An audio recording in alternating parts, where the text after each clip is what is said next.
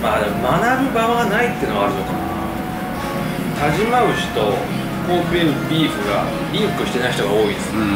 同じもので分かってない人が多いです。関東は特にね、そうなんだよね。神戸ビーフっていう名前だけが先行しちゃって、神戸ビーフって結局何なのみたいな、特徴あるのって言われることもあって、いや特徴を固めじゃないですか。もう日本の原種ですから、もうルーツじゃないですか。100% 混じっけなしの黒毛和牛っていう、その和牛香って何っていうところからなんですよ。焼肉ってすごく身近なんだけど、日本人は和牛って全然知らないです。フランチャイズというか安売りがバーって、そっちの方が勝ってるじゃないですか、焼肉に関しては。だからもう牛肉であろうとなんであろうみたいな感じ。確かに肉ってある程度満足できちゃうんですよ。そうタレとかね、どう考えても但馬が一番うまいんですよ。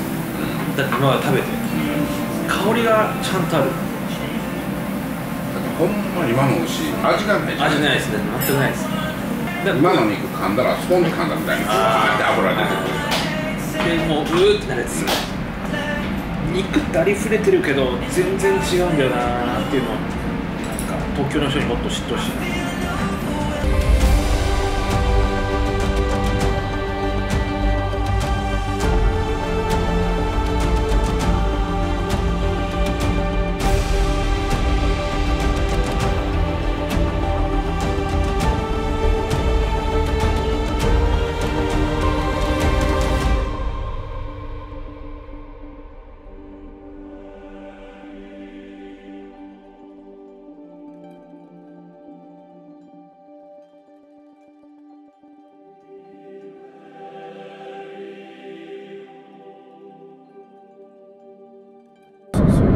これ場所的に但馬市ってあるんですか？但馬地域ですね。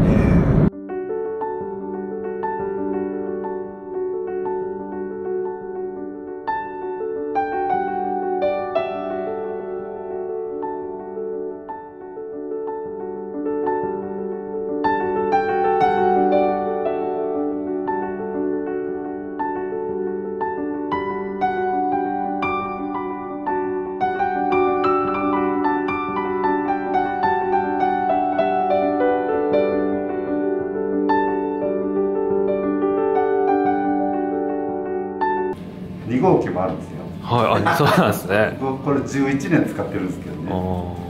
2号機作ったんですけど、2号機がちょっと大きくて重たいので、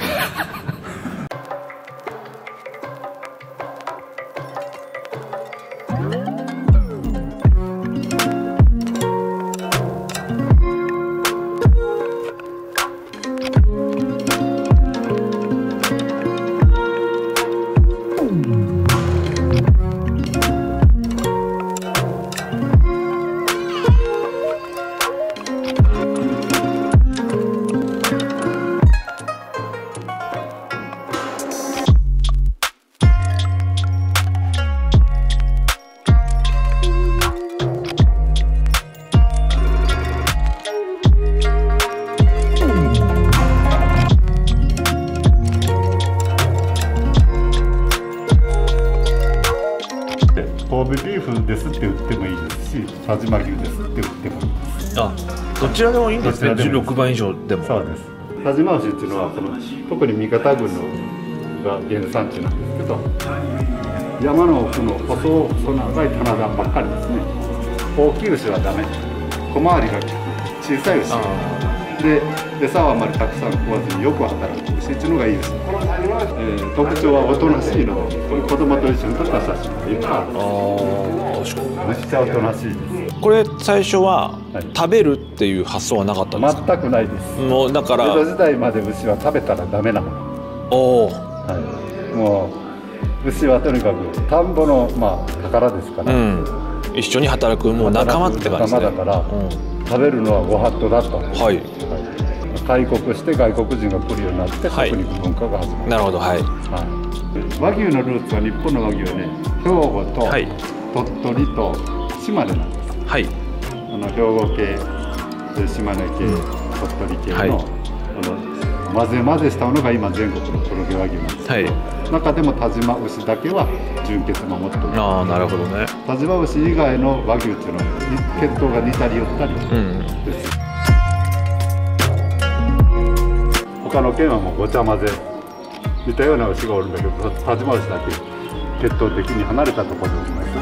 なんで鼻に抜ける香り、和牛香っていう、はいはいはい、香りが全然違うんですね。香りの強さが違います。はい、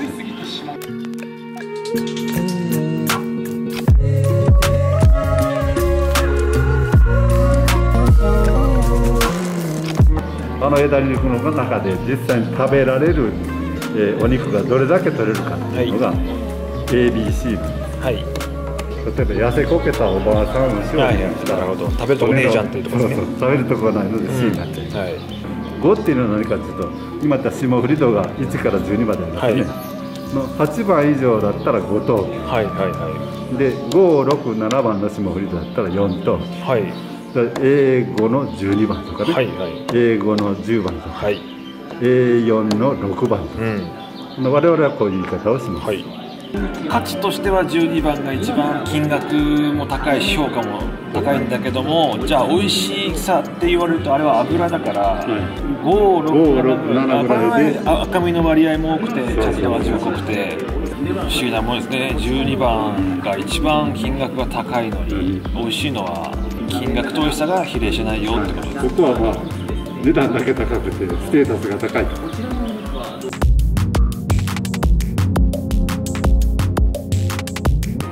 これって変わらないんですか？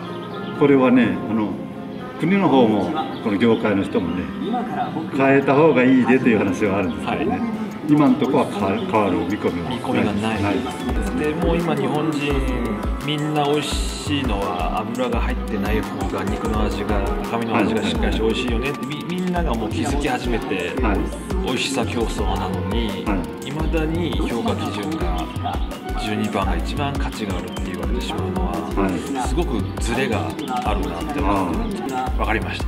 ありがとうございます。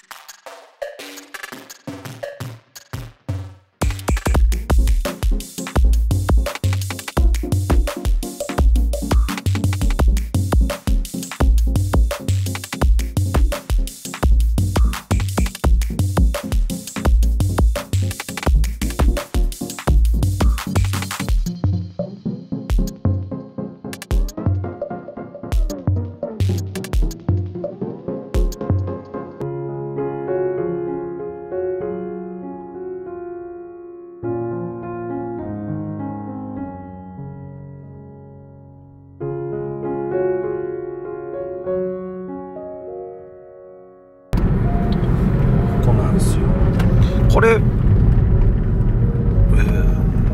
関係者以外立ち入り禁止って書いてますね。およそ500メートル先、左方向です。許可は今日は得てるんで、大丈夫でございます。これ普通の人知らないんじゃないですか、ここにコーナーある。いや、わかんないです、わかんない。お、なんできてる。すごいな。ここは伝説的な神戸の飼育農家さんの中西さんと隣なんですよ。全然匂いしないですね。そういうことですね。なるほど。ここ牧場か、本当に。すんげえ腹出てます。でっかっ。あ、でも本当臆病なんですね。そうなんですよ。警戒してるのか。おお。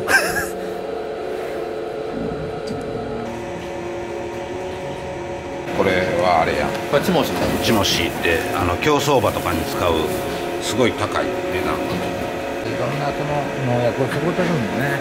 うちはもうさ、中国産の稲わらいうのがあるんですけど、うちはもう絶対使わないんですもともとね、隣に中西牧場っておって、川西さんの一つ違いで中西さんっておったんですけど、亡くなられたんですけど、その人が言ってるのは自分の、その育てた牛を家族にも食べさせられる安心な牛肉を作りたいっていうのがコンセプトでやってて、でその辺に賛同した人が川西さん。なるほどね。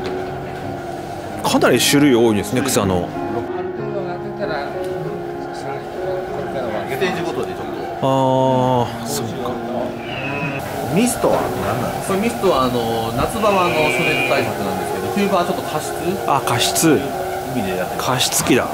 乾燥するとやっぱりそこから病気が入ったり。ああ、なるほど。下の堆肥とかっていうのが結構ここ溜まってるんですけど、はいこれ溜めた方が冬は熱がこの堆肥の熱ではい。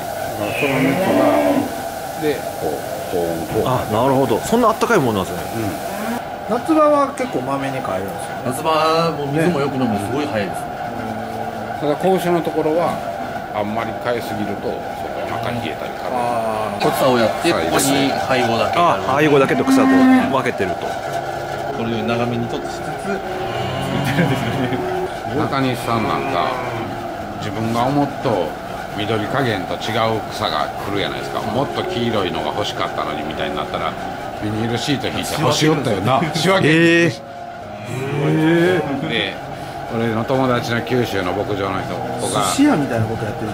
見たいって言うから連れてきたってほんならこれ真似はできひんってあの人牧場じゃないで牛飼い職人やあの人はって言ってもう牧場主とかそういうの人じゃないわあの人って次元が違うんですよ。手のかけようが違うその研究のしようも違うし座ってリラックスしてる。やっぱ座ってあえて反芻してるのがいい関係ですね。立ってコソコソしとったらやっぱりこう、ね、肉もつきも悪なって落ち着いた環境っていうのがやりたいし、うん。だからここは無粘心入れてないからただ子牛には無粘心って絶対入れてきそうね、食べさせたわけだその無粘心子牛が食べとうからじゃあここに来たから今日から切りますって言ったら死ぬからなそいつ徐々に徐々に薄めるな無粘心ショックってうちはメスしか使ってないんで、あれはそのプロのお二方から見てどうなんですか？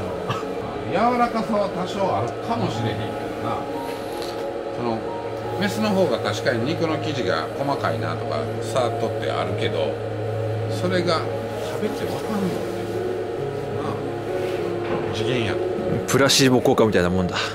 でさっき言ったみたいにビタミンコントロールちゃんとしてやった牛の方が絶対美味しいんですよねそれが虚勢であってそういうやつの方が絶対うまいもそれはにされた牛牧場の方々のここですよね、腕って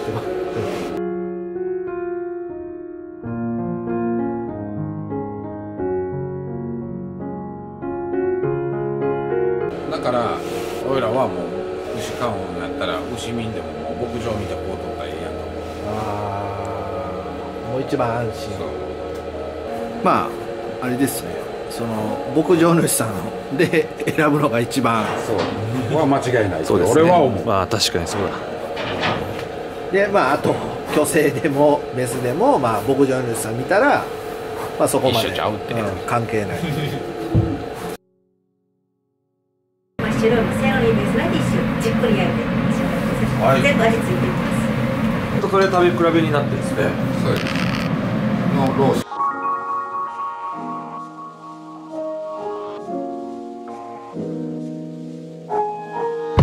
芯だけを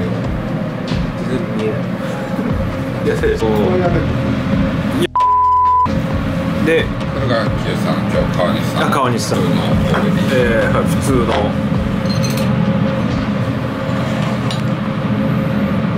OK です。焼きもみだれとか全くそういうのは何もなしで、はい、何もつけずにはい、で全部これは冷凍から解凍ですはい。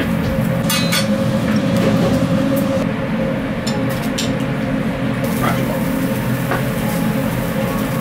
これ面白いですね。めちゃくちゃ面白いですね。ほんまにちゃんと美味しいやろうなっていうのはちょっと時々やっ先ほどお邪魔した回。そうですよ川西さんと川西さん。で神戸ビーフでも今油の味の点数が出るんですよだけど意外と美味しくないところが点数高いんですよ誰が決めてるんですか？油で測るんですよ機械でだから僕らが美味しい美味しいっていうのはやっぱり中身の味なんですよこんな何もつけずに食べることないですよ。ないですよね、はい。今日は向き合ってますよ、本当。忖度したらダメですよ。あもうすいません全然違います質も違うし、香りも違うんじゃないですか。油のやっぱり全然違う。噛んだ時がうまみがある。鼻に抜ける。本来これなんですよね、ロースって。こっちはなんか従来のロースなんですよ。肉ってこういう肉の味が。肉の味がそうなんですよ。小池さんも同じこと言ってたわ。肉って赤身の甘いミルキーな香りってあるよねって。でもその食レポのなんかテレビのリポーターとか絶対言わないですよね。ジューシーとか柔らかいしか彼は言わないじゃないですか。あ、すみません。いいですか。あ、すみません。ありがとうございます。今日ははい、そうです。うまいです。で、油の質はやっぱりこっちに比べると抑えられてます。やっぱり味の濃さでいうとこっちの方がどう考えても今日も。で、あと油の質がいいです。すごい。ほんまにね、中西さんの牛で1年にね2頭出えへんかなぐらいの、これ肉に砂糖かけたみたいなのがあるんですよ。何これみたいな。ほんま衝撃的なうまみの牛が昔おった。最近ほんまないですよね。肉に砂糖かけたぐらい甘いってことですか。そう、甘い。甘い。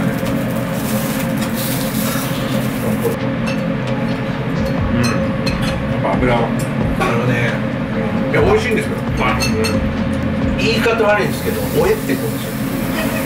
わかります？しつこい。はい。そうなんですよ。おえってもう一切れでいいかなって。そう。これが今日の清さん。そういう。やっぱね、すごいですね。もう本当忖度なしです。今日見たからどうこうじゃなくて、もう明らかに違う。さすがっすね。はい。わかるっす。もう左下と肉の味がある。そうなんですよ。油はあるんですけど、その残る油ではないです。そう。いや、これが個人的には神戸食べてるなって感じ。出したいけど出せないからこういう話が多すぎる肉の業界は多いでしょ。はい、もうパンクしそうです。子供もやっぱそんな毎日食わされんですけど、たまに持って帰っていい牧場さん、さっきの清さんところで当たった時はもう持って帰るんですけど、好きようがちゃう。だから他の肉食べた時に一丁前に味が薄いとか言う叩いたのかなって。でも食べてないかみんな分かってない。そういうことなんですよ。ただやっぱりこう市場に出回りにくいっていうのもある。一個は焼肉の美味しさが分かんないっていう人結構多くて、何が焼肉の魅力なのって結構言われるんですけど、いやもともともう味がそもそも違うんだけどなって思う。いや、そういうことですね。サーロインは年だからもう食えないよっていうセリフは年だからじゃないんですよ。そう年でも油の質。そうです。作り手によるんです。これなんでしょう。これハラミですね。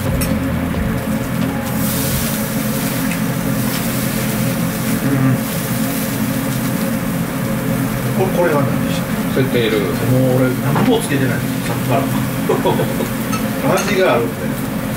ああ、いい。鼻が喜んでる。美味しい。こっちからこう。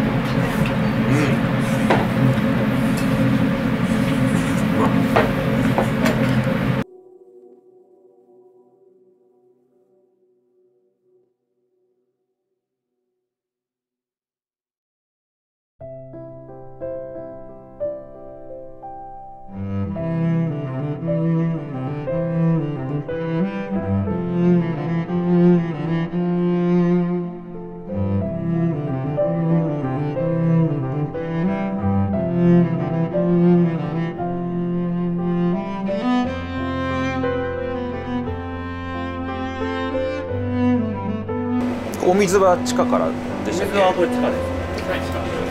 人間よりいいですね。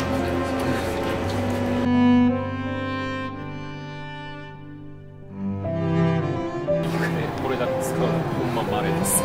大体どんぐらいの種類なんですか1、2種類。？1、2種類大体。中国バラが使えれば一番楽なんですけど、ただ正常国でないなっていう。それでもうちは使ってない。これ結構贅沢だな。美味しいもの食べてるな。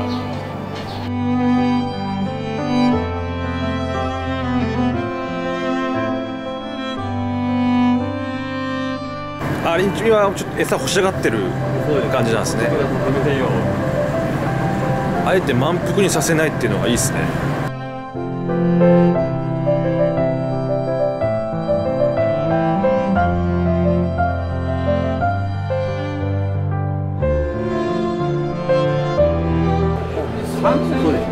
っぱり生きてる表情に楽しく生きてるそうですね。表情でわからん。いい老後みたいな。いい。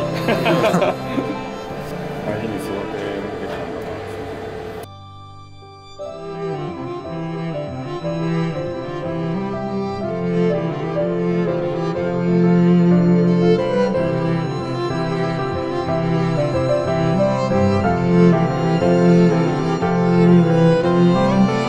どう考えても田島が一番うまいんですよ。だって今食べて。まあでも学ぶ場はないっていうのはあるのかな。肉ってありふれてるけど全然違うんだよなっていうのをなんか東京の人にもっと知ってほしい。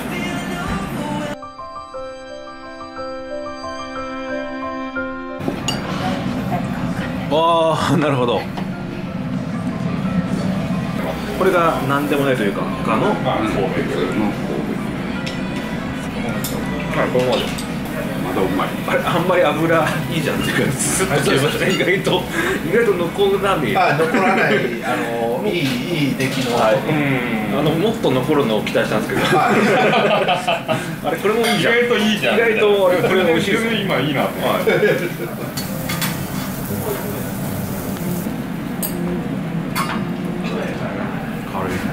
軽い。で味が濃い、味が全然違います。全然違いますね。いや、もう全然味の濃さが全然違う。これ食った時焦って思ったけど大丈夫。これちょっと油良かったです。いや、余裕で全然違います。余裕で。だから全然違いますね。味が深いですね。この旨味が輪郭がはっきりする感じ。最初の方は油の切れは良かったんですけど、味がね続かなかったです。広がりも余韻がないですよね。でもこれやっぱ川西さんで言ったら余韻がすごい。油質いいんですよかったんですけど、でも油感がすごい強かった感じなんで。肉の美味しいまずいっていうのはね、赤身の味やと。なんかこう噛んだ時に油も出るけどこう赤身噛んだ時の甘さっていうのが、まあ、絶対ある。やっぱうまいですね。でもすごいですね。この印象は全然違う。こんな違うの？前回と変わってないの印象。ブラインディングテイスティングでも多分わかりますね、これ。だって俺これ出てこられたらちょっとうって構いますもん。このサシの量大丈夫かなと。全然ですね。この2軒は欠乏を起こさせてからビタミンどんどんやるんですよ。そのやり方。この人らは多分欠乏のまま走ってると思う。そういうところもさ、こういう育て方っていうのは、そのビタミンの最後のこう上げてそれは他の人たちがそういう情報は言ってるんですよ。はね、分かってる人もやっぱおるんですよ。でも真似しない。いや、やってる人も熊本で僕何人か見たけど、その量が分からへんのか、色が真っ黒になったり、その油がグニュグニュになったり。その話は YouTube で使わない方がいいですかね。ビタミンの話は。まあ量が分かんないからね。社長も自分でね。そこはでもある種秘伝のみたいな感じのバランス、どのぐらい耐えるか。だから中根さんが欠乏時期の月齢は絶対言わんといてくれって言われる。僕は知ってるんですけど。食べ比べてレシピです。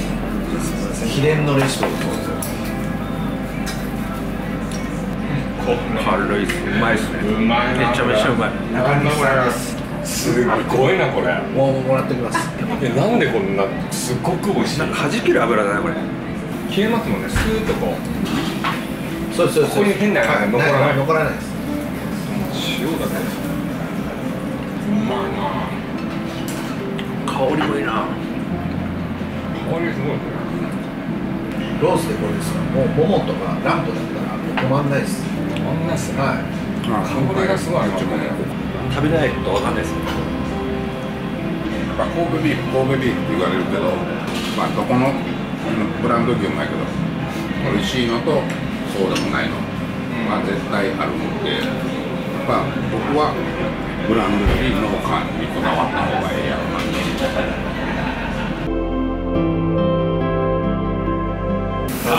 すみません。いやいや、食べてください。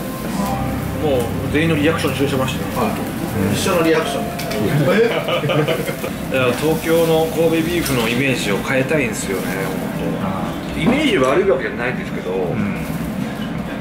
バブルの頃の鉄板焼きのイメージ、インバウンドのイメージ、それを変えたいです。今度ね、内臓の証明書とかは、会社をこれで作る。ああ、証明書。ぜひ、この2人、すごいいいじゃないですか。かっこいい、めっちゃかっこいい。ホルモン買ってくれたお客様には、これを証明書をつけて、確実に田島のホルモンってことに意味があるんで。で、食べたらわかると思う。いや、初めてですよね。これは革命ですよ。